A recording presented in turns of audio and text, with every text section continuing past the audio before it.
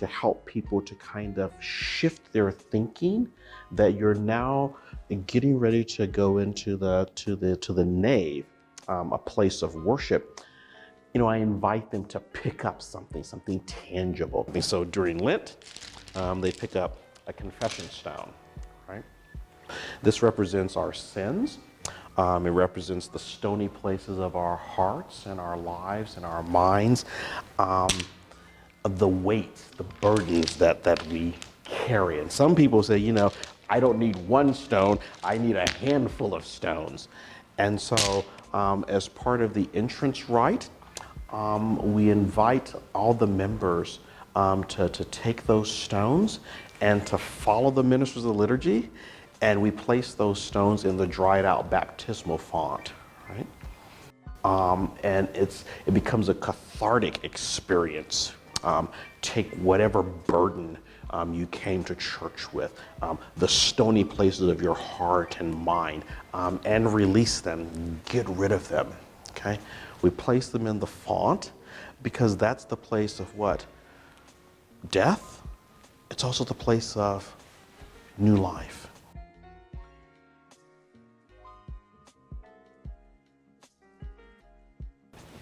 Wanted something unique.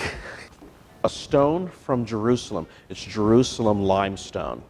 And again, it invites the congregation to gather around the altar. With a square or round or octagonal altar, there is this sense of equality. It has a very egalitarian feel.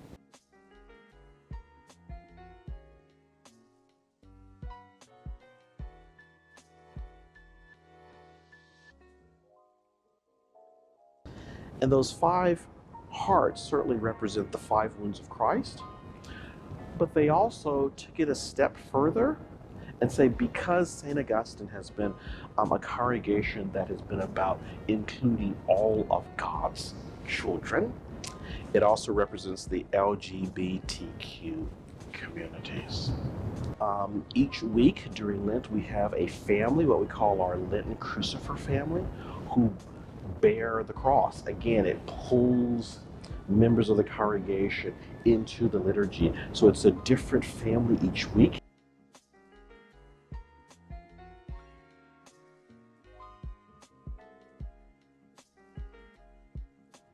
Excitement and in places of whimsy and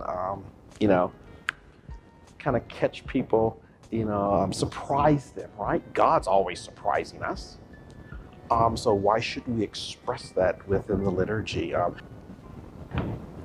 God is always doing a new and a fresh thing.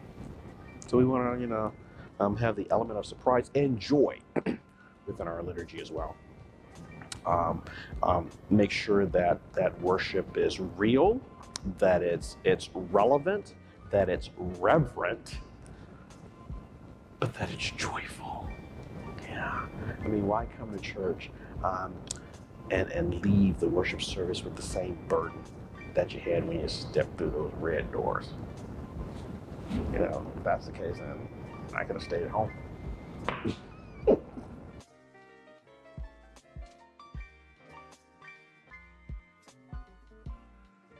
And they tie a knot in the rope, and that knot represents their petition.